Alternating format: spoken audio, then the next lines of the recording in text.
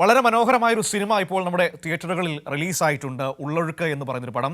വലിയ അഭിപ്രായം കേൾക്കുന്നു. നല്ല കഥയാണ്, നല്ല അഭിനയം. അതിലുപരി ഉർവശിയും പാർവതി തിരുവോത്തും വളരെ ഭംഗിയായ രീതിയിൽ പ്രേക്ഷകരോട് അവരുടെ കഥാപാത്രങ്ങളിലൂടെ സംസാരിക്കുന്നു എന്നതാണ് അതിനെക്കുറിച്ച് കേൾക്കുന്നൊരു അഭിപ്രായം.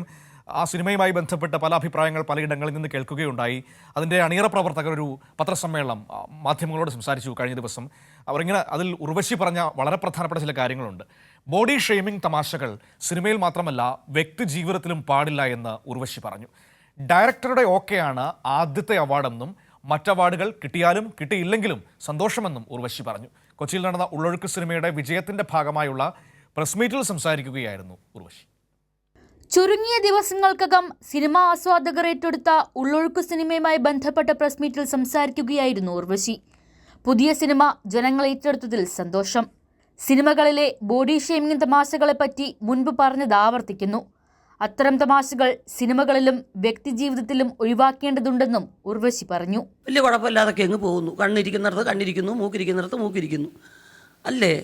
അപ്പോൾ അത് എൻ്റെ ക്രെഡിറ്റായിട്ട് കണക്കാക്കി ഞാൻ സൗന്ദര്യനാണ് അല്ലെങ്കിൽ സുന്ദരിയാണ്, അതേകൾ കാണാൻ കൊള്ളാത്തവരാന്ന് എങ്ങനെയാണ് പറയുന്നത്?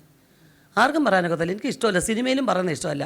നായകനെ പൊക്കി പറയാൻ വേണ്ടി കൊമേഡിയനെ വെറും മോശക്കാരനാക്കുന്ന പ്രവണതയുണ്ടല്ലോ, അത് കാലാകാലങ്ങളിൽ ഇങ്ങനെ കണ്ടുവരുന്നുണ്ട്. പക്ഷെ അതുപോലും ഒരു പരിധിക്കപ്പുറം പോയി ആസ്വദിക്കാൻ എനിക്ക് പറ്റാറില്ല. അയാളുടെ ഏരിയയിൽ അയാൾ ഹീറോ അല്ലേ, അയാളുടെ വീട്ടിൽ അയാളുടെ കൂട്ടുകാരുടെ ഇടയ്ക്ക് അയാളുടെ കുടുംബത്തിൽ അവരുടെ മക്കൾക്ക്. അപ്പോൾ അത് കുറേ നേരം കണ്ടുകൊണ്ടിരിക്കും, അച്ഛനെ കളിയാക്കൊണ്ടിരിക്കുന്നത് എത്ര മക്കളാണ് ഇഷ്ടപ്പെടുന്നത്.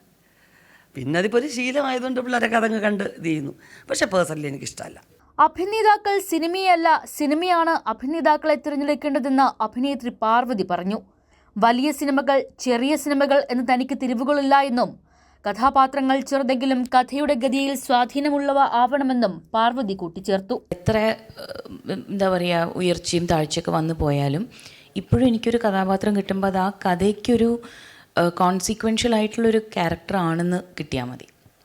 അത് 2 സീനാണെങ്കിലും 5 സീനാണെങ്കിലും എന്തെങ്കിലും ഒരു കോൺട്രിബ്യൂഷൻ ആ കഥയിൽ ഈ ഒരു കഥാപാത്രം വന്ന് പോയതിൻ്റെ ഒരു ചായ്വ് അല്ലെങ്കിൽ ഒരു തിരയടിച്ച് പോകുന്ന പോലെ എന്തെങ്കിലും ഉണ്ടാവുകയാണെങ്കിൽ അത് ഇൻട്രസ്റ്റിംഗ് ആണ്.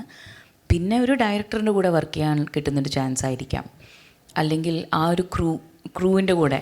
2018 ഇന്ത്യയിലെ മികച്ച തിരക്കഥയ്ക്കുള്ള 1ാം സ്ഥാനം നേടിയ ഉള്ളൊഴുക്ക് രചയിതാവ് ക്രിസ്റ്റോ ടോമി തന്നെയാണ് സംവിധാനം ചെയ്തിരിക്കുന്നത്. കഥാപാത്രങ്ങളുടെ മാനസിക വ്യാപാരങ്ങളുടെ തീവ്രത കൊണ്ടും ഉർവശിയുടെയും പാർവതിയുടെയും അഭിനയ മികവുകൊണ്ടും വലിയ പ്രേക്ഷക പ്രശംസ നേടിയ ചിത്രം തിയേറ്ററുകളിൽ യാത്ര തുടരുകയാണ്. കൈരളി ന്യൂസ്, കൊച്ചി.